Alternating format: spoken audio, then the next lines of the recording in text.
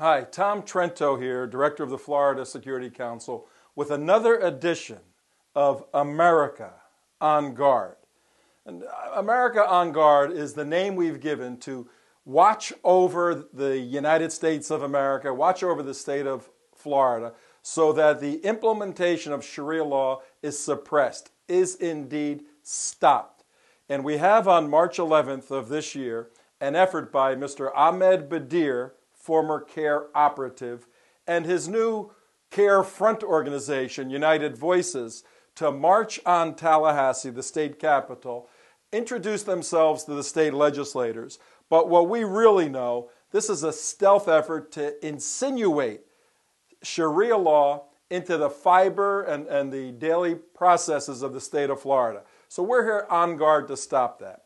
And one of the ways we're going to do that is to deconstruct and to analyze a movie that Mr. Badir is touting and pushing all over the state of Florida right now. The name of the movie is What 1 Billion Muslims Really Think.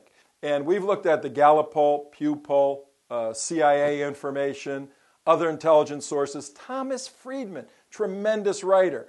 His is that the Muslim narrative, the story that actually exists about the way a Muslim thinks, is exactly what I'm going to show you right now. Take a look at this, what 1 billion Muslims truly think. We've all seen Muslims involved in worldwide unrest and destruction. Well, the first question to ask is about 9/11. The question that's been asked in many polls is, were Arabs involved in destroying the Twin Towers in 9/11 in New York?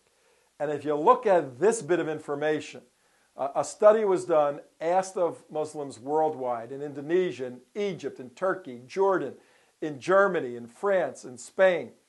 And look at the totality of their responses. The white section is no Muslims were involved in 9/11. No Arabs were involved in 9/11. And the green part is, well, we're not quite sure. We're not quite sure if Saudi Arabia is an Arab country. Give me a break. But where we're going is showing the deadly and dangerous worldview of a significant portion of Muslims that we are on guard against here in the United States. Are we talking about all Muslims? Absolutely not. Are we talking about exposing Muslims who think this way? Absolutely. That's what we're here for.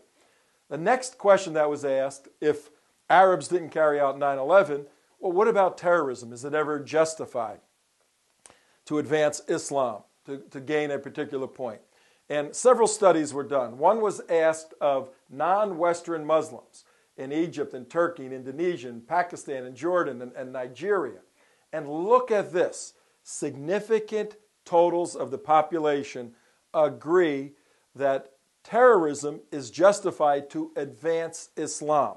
These are frightening statistics, folks. Well, let's go to Western Muslims, because those in Europe have been there 60, 80 years now, and they're westernized. They may have a different view than the non-Western Muslims. Let's take a look. Again, more studies, Pew, Gallup, and others. In the UK, in France, in Germany, in Spain, significant populations of these countries believe that terrorism is justified. Just take a look at of the UK. 60, 61 million people there, 2 to 3 million Muslims. Of that portion, 100,000 absolutely believe that suicide bombing is justified to advance Islam. Living and breathing in London and various parts. Look at Germany and Spain. Significant portions of Muslim thinking believe that terrorism is indeed justified. Well, when you start connecting the dots, the next question to ask is, what is their loyalty to the country in which they live? Take a look at this. If you look at the UK, or even Germany or France or Spain, the loyalty that a Muslim has to Islam supersedes any sort of loyalty to that state's founding documents, whether it's a constitution, parliamentary documents, whatever it is. Now, we're going somewhere with this. Don't lose sight of what we're doing. We have Arabs had nothing to do with 9/11. Suicide bombing and terrorism is justified.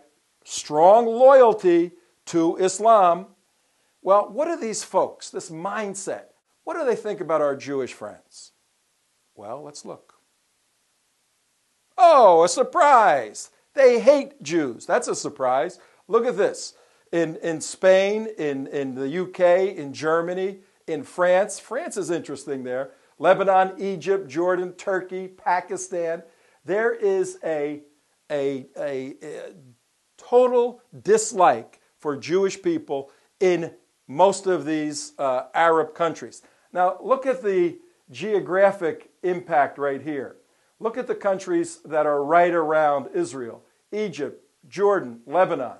And a recent study shows that the Palestinian territories, 97% of Palestinians have a negative opinion of Jews. Well, what is a Muslim support for Sharia law? Look at this. Take a look at this. Egypt, Pakistan, Jordan, Bangladesh, Indonesia, Lebanon, Iran, Morocco. For the most part, if you are a Muslim, you necessarily have to and you desire to support this thing called Sharia law. I mean, the statistics are here. The fact is that the Islamic mindset is part and parcel supportive of Sharia law. Well, let's compare some of the First Amendment of the United States Constitution to the doctrines and the disciplines of Sharia law. Here's what we have with Sharia law.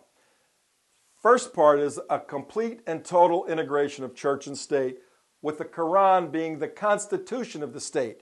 Probably the most pure form of Sharia law is the country of Saudi Arabia. Raise your hand if you like to live in Saudi Arabia, okay? Saudi Arabia has as its constitution the Quran, okay? And it makes sense from their point of view. There's no separation because Allah spoke, church and state are united, but it stands in contradistinction, complete opposite to the United States Constitution. Watch point 2 for Sharia law. Islam is the only religion that's allowed to be freely practiced. All other religions are prohibited or restricted. Leaving Islam is considered apostasy. You can't do that. You're an apostate because you become a traitor to the state. If the religion and the state are one and you leave the religion, you necessarily left the state. Is this the thinking of Mr. Badir? We're going to ask him these questions on March 11th. Let him answer for himself and his group. If someone leaves Islam, are they an apostate like Rifka Bari? These questions are going to be asked of him. Continuing, all other religions are prohibited or restricted in their practice. The next point about free speech, whereas the First Amendment guarantees free speech, how much free speech do you, if you're a Jew, Christian, or whatever, anybody going to Saudi Arabia or Pakistan or any of these places, how much free speech do you have? The next point, any criticism of Islam is considered absolutely as attacking Allah, attacking the Quran. You can't criticize it. There's a suppression. In distinction to the United States, where you can petition your government, you can't petition governments that are Sharia governments.